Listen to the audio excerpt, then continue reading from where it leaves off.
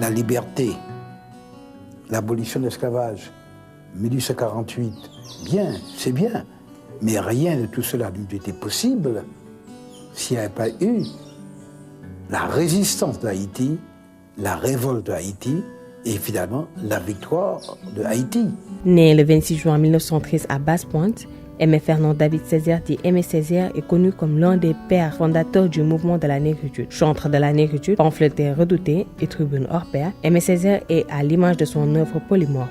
Homme de lettres et de combat, il n'a jamais cessé de lutter contre l'injustice et le racisme, tandis que sa poésie redonnait au monde noir sa fierté bafouée. Césaire,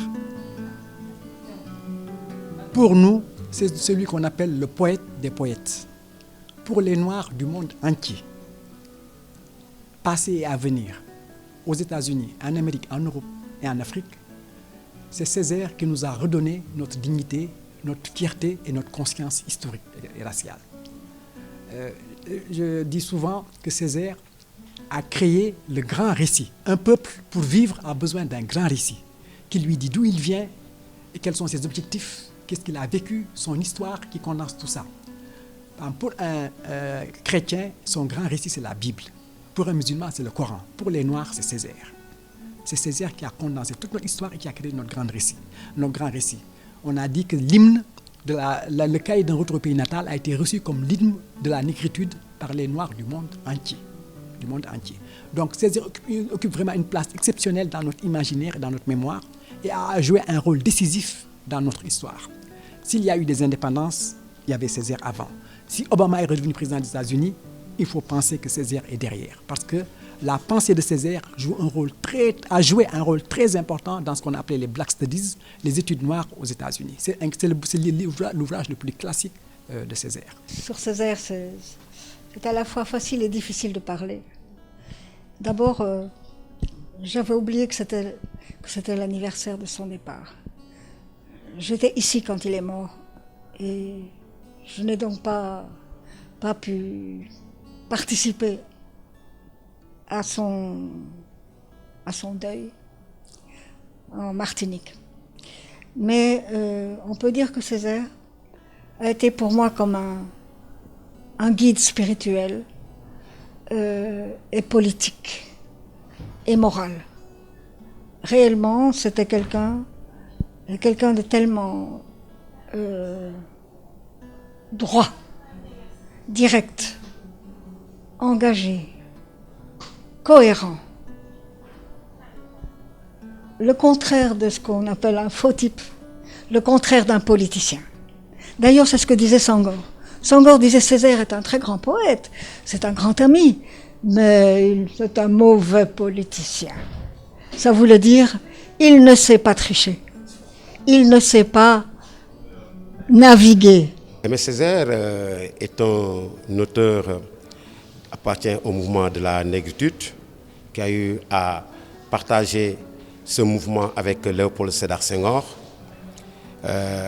et à lutter pour la défense de la race noire et aussi la mise en valeur de la race noire, de l'identité culturelle noire africaine au temps de l'après-guerre, pendant la période de la Deuxième Guerre mondiale.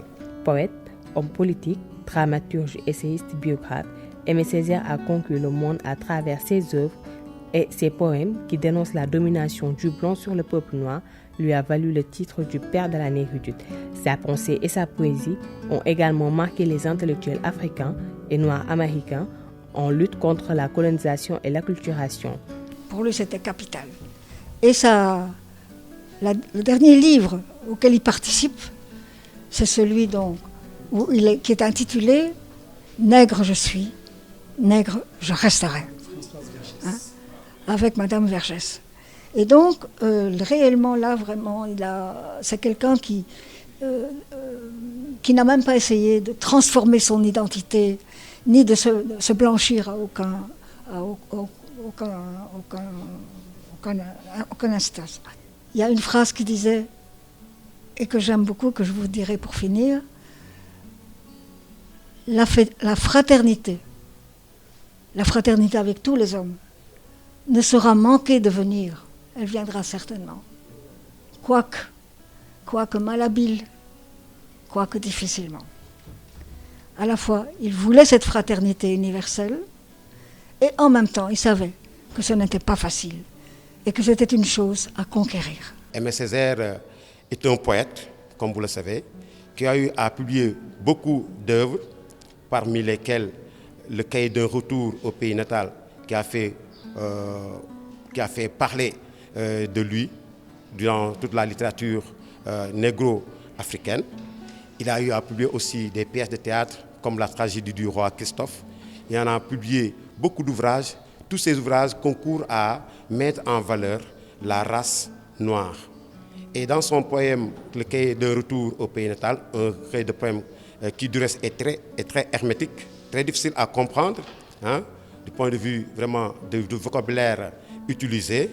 Et c'est un poème de contestation qui conteste vraiment le blanc, qui conteste la domination du blanc sur le noir, qui conteste vraiment le fait de rabaisser la culture africaine au profit de la culture européenne. La langue de Césaire est extrêmement difficile, extrêmement complexe, mais c'est un effet d'identité. Il fallait montrer à l'occidental qu'il nous mettait très bas, qu'on pouvait aller très haut et que dans sa propre langue, on pouvait même le battre. Et je pense que dans l'avenir, je le dis, même quand je suis en France, je dis ça, que dans l'avenir, on risque de dire que le premier poète français, c'est Césaire. Ça risque de ne plus être Victor Hugo. Oui, tellement la maîtrise de la langue, c'est rarissime de trouver une telle force de frappe, un tel pouvoir d'expression, une telle maîtrise du vocabulaire et de la langue française à un niveau très rare. Oui, Aimé Césaire, c'est un poète de la négritude. Et il y a un de ses textes qui nous dit, qui est partir là où il parle du retour, de son retour au pays natal, après avoir erré longtemps à l'étranger. Et il veut retourner à son pays natal afin de devenir le porte-parole de son peuple, parce qu'il se trouve que la race noire est une peuple qui a longtemps souffert, et lui il veut défendre son peuple en devenant son porte-parole, et aussi devenir le porte-parole de ceux qui sont des opprimés, ceux qui sont dans les prisons et qui n'ont pas leur droit à la parole, et devenir en grosso modo devenir le porte-parole afin de pouvoir les sortir de leur situation. Aimé Césaire, il a lutté pour les Noirs, il a beaucoup fait pour la race noire. En plus de ça, il a lancé un message pour nous donner la force de ne pas être des spectateurs et de ne pas croiser les Blancs. Aimé Césaire, c'est un poète africain. Il faisait partie du mouvement de la négritude avec Léopold Sédar Senghor et Damas. Je connais deux de ses œuvres. Le retour au pays natal, en plus les armes miraculeuses. C'est les deux que je connais de lui. Connu dans le monde entier pour son engagement, ses poèmes sont désormais considérés comme l'hymne de la victoire de la négritude.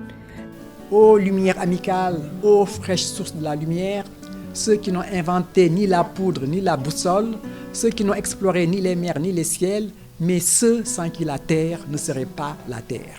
Une goutte d'eau qui rêve tout bas.